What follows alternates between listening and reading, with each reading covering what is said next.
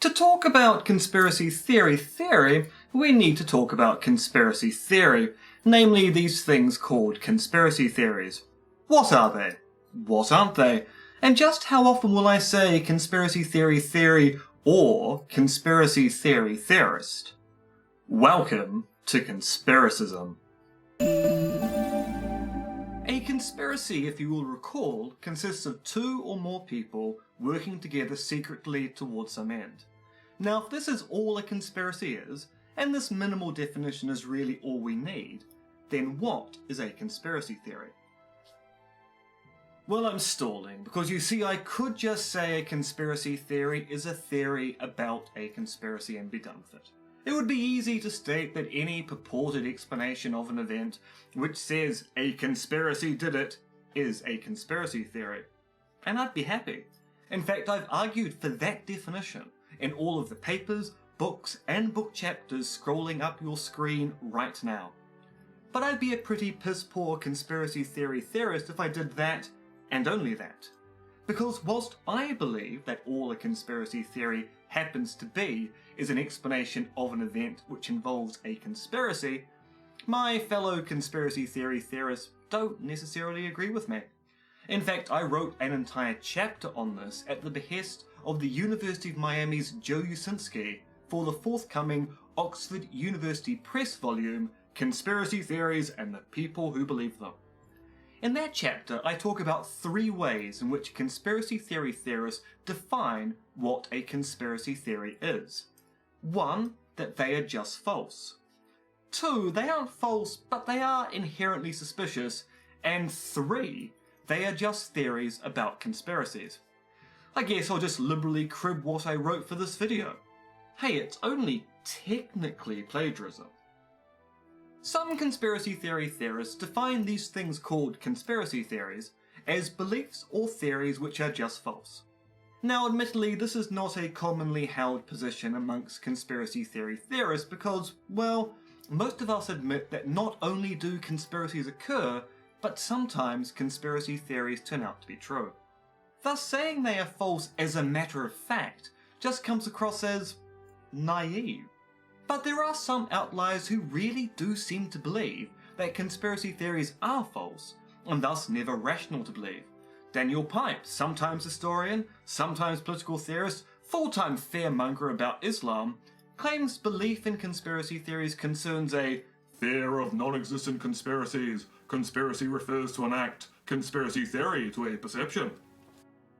Veram Swamy, plus a bunch of other co-writers, claims conspiracy theories are a subset of false beliefs in which the ultimate cause of an event is believed to be due to a plot by multiple actors working together with a clear goal in mind, often unlawfully and in secret.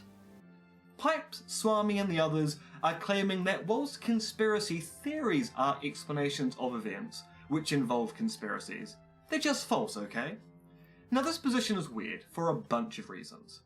Why say conspiracy theories are all false when history tells us that some of them have turned out to be true? Woodward and Bernstein put forward what was pejoratively called a conspiracy theory when they first advanced the theory that maybe there was a cover-up concerning the break-in at the Watergate Hotel. John Dewey and his friend on the Dewey Commission were called conspiracy theorists and agents of disinformation for thinking that maybe the result of the Moscow trials were due to a conspiracy. Now, I've given you two examples of conspiracy theories which turned out to be true when we only needed one to show that Pipes, Swamy and Co.'s view is naive. But even if they were right, that conspiracy theories have been false up to this moment, why think they couldn't be true in the future? Even if you think conspiracy theories have never been true, given what we know about politics now, it seems naive to rule out the possibility some conspiracy theory will be true in the future. Basically, this view of conspiracy theory as prima facie false is a non-starter, and it's telling that even the most ardent skeptics of conspiracy theory don't subscribe to it. Most conspiracy theory theorists don't think all conspiracy theories are false, just most of them. Richard Hofstadter, in his seminal article, The Paranoid Style in American Politics, argued that belief in conspiracy theories is a lot like paranoia, but crucially, not exactly like paranoia. That is, conspiracy theorists, according to Hofstadter, aren't paranoid, but they sure act like they are. Now, I don't agree with Hofstadter that conspiracy theorists act in a paranoid style, especially given that I agree with the philosopher Charles Pigton. Any historically or politically literate person turns out to be a conspiracy theorist. And if you disagree, you're just one of those people who's out to get me. However, Hofstadter's work on conspiracy theory has been influential for a lot of conspiracy theory theorists, most of whom think that because there is something wrong with the psychology of conspiracy theorists, that the conspiracy theories they generate or believe must be suspicious. For example, the philosopher Peter Lipton thought belief in conspiracy theories was suspicious because conspiracy theorists tend to overstate, in his view, the likelihood of conspiracies actually occurring. According to Lipton, conspiracy theorists typically see conspiracies where none exist. We find similar arguments in social psychology. Now, not only is social psychology a large field, but social psychologists have produced the largest number of academic papers on conspiracy theory. As such, it's hard to narrow down the work to a few brief mentions for this video. Luckily, however, a lot of this work has been produced by a small number of social psychologists. So if you want a good overview, then the work of Karen Douglas, who, with colleagues like Robbie Sutton, Mike Wood, and Daniel Jolly, is the person who's probably written the most on this aspect of conspiracy theory. Now, apologies to Karen. The thing about conspiracy theory theorists is that most of us know each other from conferences and the like, but this kind of work tends to avoid looking at actual history, both contemporary and in antiquity, which goes to show that conspiracies happen more often than many of us might like to think. True, holders of this view don't deny outright that conspiracy theories can't be true, but they hold conspiracy theorists to such a high burden of proof, they might as well be saying, never believe a conspiracy theorist. But if we pay attention to history or politics, then the idea that we should not at least consider conspiracies as explanations for certain kinds of events turns out to be counterintuitive. It requires us to ignore a lot of evidence which shows that conspiracies are causes of events. Now, in part, this is because the kinds of arguments being put forward in social psychology often rest upon strange definitions of what counts as a conspiracy, or don't even bother to state what it is they think conspiracies are. Which means, in turn, it's never quite clear what kind of things they think the term conspiracy theory refers to. But even with that major issue pushed to one side, these views often end up ignoring the evidence for what appears to be a political piety, one that tells us we are not meant to believe conspiracy theories because, well, we keep being told by conspiracy theory theorists that we should not believe conspiracy theories. Some conspiracy theory theorists take a different tack and say conspiracy theorists suffer from a crippled epistemology, a term we get from Cass Sunstein and Adrian Vermeule, or that conspiracy theorists are irrational because they suffer from excessive epistemic vices, a view propounded by the philosopher Kwasam Kassam. However, these arguments suffer from the same fault as the view that conspiracy theorists resemble paranoiacs. How do we reconcile this view with the fact both that conspiracies occur and many conspiracy theories have turned out to be true? The best version of this kind of argument is simply that some conspiracy theorists are riddled with vices of the mind. But if that is all, then it's not a very interesting argument. I mean, lots of people believe things for stupid reasons. We don't go around condemning atheism just because of people like Richard Dawkins. Well, we shouldn't. And we don't go around saying anthropogenic climate change is a hoax just because Margaret Thatcher established the Hadley Centre for Climate Prediction and Research. Just because Thatcher was a bad person, that doesn't mean that we should disagree with her about the reality of climate change. It turns out that lots of sensible people believe weird things, And lots of insensible people believe normal things. There's always going to be a subset of people in the world, whether they are a certain kind of conspiracy theorist or someone like Slutty Bartfast, who was a great fan of science despite not understanding how it works, who believe the right thing for the wrong kind of reasons. Even paranoiacs can have enemies. Some conspiracy theory theorists claim that the reason why we should be suspicious of conspiracy theories is because belief in them often results in bad consequences. Mostly that belief in conspiracy theories results in undesirable social attitudes. Sander van der Linden, for example, claims that potential exposure to conspiracy theories can have negative and undesirable societal consequences, which is to say that belief in conspiracy theories threatens the public order and weakens social bonds. Thus, conspiracy theories ought to be treated with suspicion. Yet this surely begs the question. Conspiracy theories often do question what we know about the societies in which we live, and thus belief in them can lead to increased suspicion of authorities and officials. But that's kind of the point.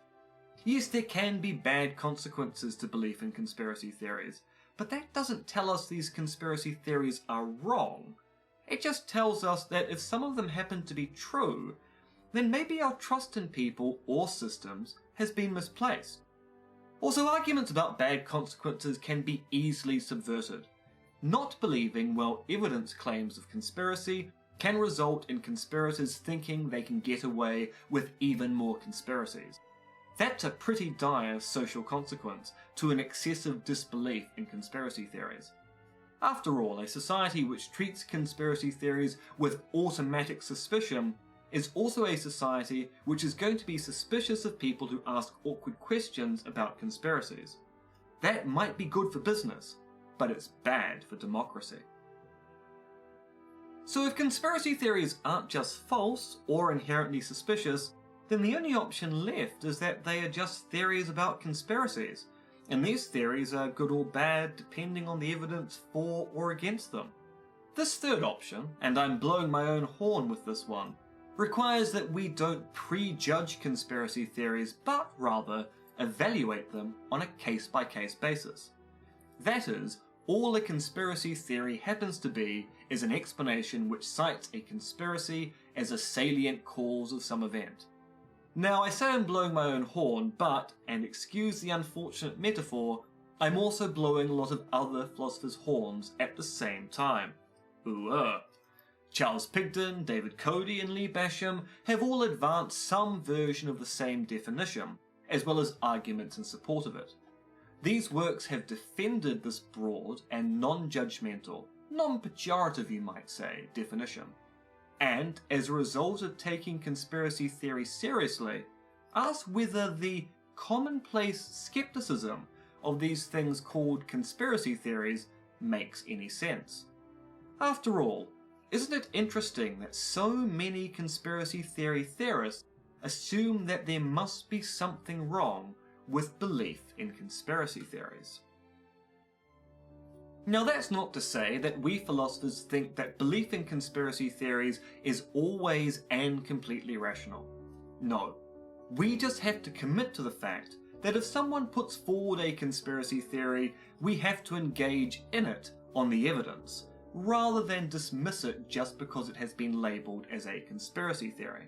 To do otherwise gets things back to front. If we are truly worried certain conspiracy theories are false, or particular conspiracy theorists are weird, or even that belief in conspiracy theories will literally not figuratively, tear us apart, then we ought to be investigating them. Maybe our intuitions will turn out to be right or good enough most of the time, but we should be worried about cases where we treat some conspiracy theory suspiciously, but it turns out to be warranted. Imagine being the ardent Stalinist who defended the Moscow trials as free and fair, or the journalist who attacked Woodward and Bernstein for their ludicrous conspiracy theory about the Watergate hotel break-in, or agreeing with Tony Blair that there really were weapons of mass destruction in Iraq back in 2003. Yes, Christopher Hitchens, I am calling you out from beyond the grave. But enough necromancy. If we are interested in studying conspiracy theory, we have to start by not making assumptions about them. And that means looking at conspiracy theory not as a class of theories, but rather treating them on a case-by-case basis. But before we get into that, we should probably talk a little about whether we should even be using the terms conspiracy theory or conspiracy theorist in the first place. Next time on Conspiracism. So I'm now contractually obliged to say please like and subscribe. Oh, and ring that notification bell. And visit my Patreon. Making videos is costly both in time and effort, and a few dollars a month helps cover those costs. And there's rewards for those of you who do push some monies my way. I'm going to be providing scripts, behind the scenes materials, and shout outs for those people who like that kind of thing. Details in the credits and the video description. So, until next time, be seeing you.